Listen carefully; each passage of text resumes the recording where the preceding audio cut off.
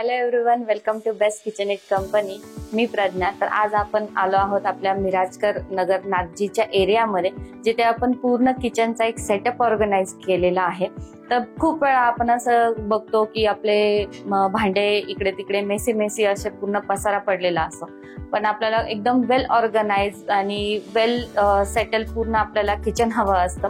तर आपण एक ह्या एरियामध्ये एक स्मॉलचं किचन आपण सेट केलेलं आहे. तुमच्या घरामध्ये जर किचन ऑर्गनाइज करत असाल तर तुम्हाला ह्या सगळ्या टिप्स जर तुम्ही फॉलो केलं तर तुम्हाला खूप सारा फायदा होणार आहे. तर चला बघूया आपण सर्वात आधी जो आपला किचनचा ओटा आहे किंवा जो काही आपला एरिया पूर्ण आपल्याला मिळाला होता पूर्ण सेट ऑर्गनाइज करण्यासाठी, तर तो किती आहे. तर सगळ्यात आधी जो आपला कुकिंग टॉप जो आहे हा पूर्ण 8 फीटचा आहे आणि इकडे सर्व्हिस टॉप जो आहे तो पूर्ण 2 फीटचा आहे. जसं की आपण नेहमी आपल्या ज्या 5 नेसेसरी बास्केट्स असतात, सर्वात आधी आपण ते प्रेफर करतो. म्हणजे आपल्या ज्या सगळ्या गोष्टी असतात, जसं स्पॅच्युला झालं, काही पातेले झाले, ग्लासेस वगैरे झाले, काही डब्बे झाले, तर ते एकदम व्यवस्थित प्रॉपर वेने ऑर्गनाइज झाले पाहिजे. जसं की आपलं किचन खूप मेसी असतं, क्लटर असतं, तर आपण ते कसं ऑर्गनाइज करू शकतो. तर आपल्या ज्या आपण फर्स्टली प्रेफरन्स देतो, ज्या आपल्या 5 नेसेसरी बास्केट्स असतात.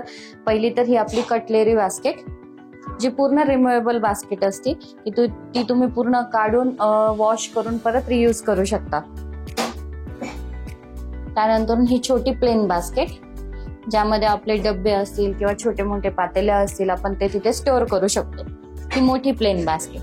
ज्या मोठ्या साईजच्या गोष्टी असतात किंवा मोठ्या साईजचे भांडे असतात, कढई झालं, कुकर झालं, पातेले झाले, अशा ज्या मोठ्या साईजच्या ज्या गोष्टी असतात त्या तुम्ही इथे ऑर्गनाइज करू शकता. कारण ह्या बास्केटची डेप्थ जी असते ती थोडी डीप असते त्यासाठी. त्यानंतर हा आपला कप सॉसर सेक्शन आणि हा थाली सेक्शन. थाली सेक्शन मध्ये तुम्ही जवळपास 40 प्लेट्स किंवा थाली ज्या असतील तुमच्या, त्या तुम्ही आरामशीर स्टोअर करू शकता. तुमचे थालीच झाले, तुमचे टीचे ट्रे झाले, त्यानंतर काही तवे झाले, हे पण तुम्ही इथे स्टोअर करू शकता.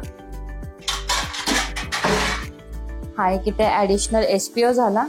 ह्याचा यूज असा की जसं मसाला रॅक झालं किंवा काही बॉटल्स असतील, काही डब्बे असतील किंवा आपले मसाल्याचे, मिरचीचे काही डब्बे असतात, की आपण ते इझिली ऍक्सेस करू शकतो कुकिंगच्या टाइम मध्ये. तर त्यासाठी आपण हा इथे एसपीओ ऑर्गनाइज करतो. त्यानंतर आपले हा जो सर्व्हिस टॉप आहे त्याच्या खाली फक्त नॉर्मलचे आपण 2 शटर दिले आणि तो पूर्ण सेक्शन कव्हर करून घेतला. एक्स्ट्रा जशी जागा होती म्हणजे की फ्रीजचा पोर्शन, आपण फ्रीजची जो स्पेस होता तो साईडला करून इथे एक आपल्याला पूर्ण 7 फीटची जी जागा मिळाली, तिथे इथे एक स्टोरेज युनिट हवं होतं. तर त्यासाठी आपण इथे स्टोरेज युनिट ऑर्गनाइज केले. ते पण आपण हाफ सेक्शन मध्ये केले. ज्या गोष्टी आपल्याला जास्त शो नसता करायच्या, काही डब्बे असतात किंवा काही स्टोरेजच्या अजून बॅग्स वगैरे आपल्या असतात, तर ते आपण इथे स्टोअर करू शकतो. आणि त्यासाठी आपण इथे प्लेन लॅमिनेटचा वापर केलाय. तर हाफ सेक्शन मध्ये आपण इथे वुडन प्लेन ऑर्गनाइज केलेला आहे. जे आपलं काही क्रॉकरी सेट असेल किंवा डायनिंग सेट असेल, ज्या गोष्टी आपल्याला इथे शो करायच्या आहेत की ज्या वेल ऑर्गनाइज दिसतात, त्या गोष्टी आपण इथे ठेवू शकतो. त्यासाठी ग्लास आपण आउटरने प्रोव्हाइड करतो. पूर्ण ग्लासच्या सिक्युरिटीसाठी आपण एक वुडनची पूर्ण फ्रेम ऑर्गनाइज करतो, ज्याने ग्लासला काही हार्म होत नाही. हा पूर्ण एक स्टोरेज युनिट आपण केलेला आहे, जो ब्लॅक टिंटेड आपण प्रोफाईल शटर्स म्हणतो, कॅबिनेट्स आहेत.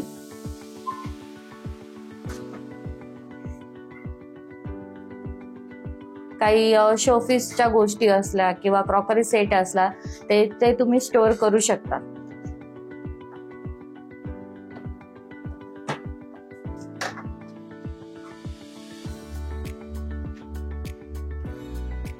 यामुळे एक किचनला खूप वेगळा लुक येतो. ब्लॅक टिंटेड प्रोफाईल जेव्हा आपण किचन मध्ये ऑर्गनाइज करतो, त्यावेळेस किचन पूर्ण एक लक्झरियस किचन असं दिसतं आपलं आणि वेल ऑर्गनाइज किचन दिसतं. त्यानंतर वरती आपण एक बिल्डरच्या अकॉर्डिंग आपल्याला इथे लॉफ्ट मिळाला होता, तर फक्त आपण व्हाईट कलरचे त्याला लॅमिनेट लावून पूर्ण शटर्स देऊन आपण हे क्लोज केलेलं आहे. जे कधीतरी आपण गोष्टी यूज करतो त्या गोष्टी आपण इथे स्टोअर करू शकतो.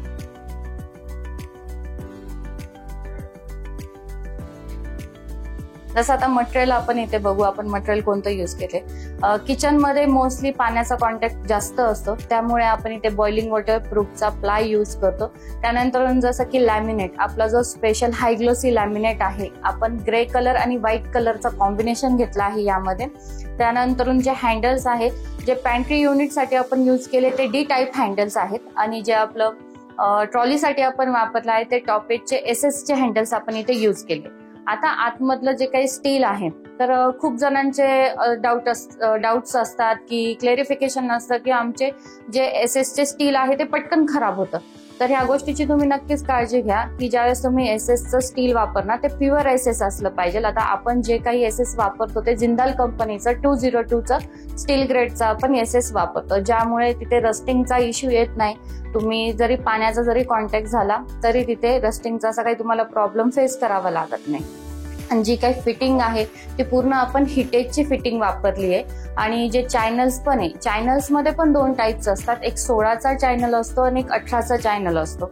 ज्यावेळेस आपण 16चा चॅनल वापरतो त्यावेळेस ट्रॉली ही अर्धीच बाहेर ओपन होते, पण ज्यावेळेस आपण 18चा चॅनल यूज करतो त्यावेळेस ट्रॉली ही पूर्णपणे बाहेर येते. तर ह्या पण गोष्टीची तुम्ही काळजी घेऊ शकतात.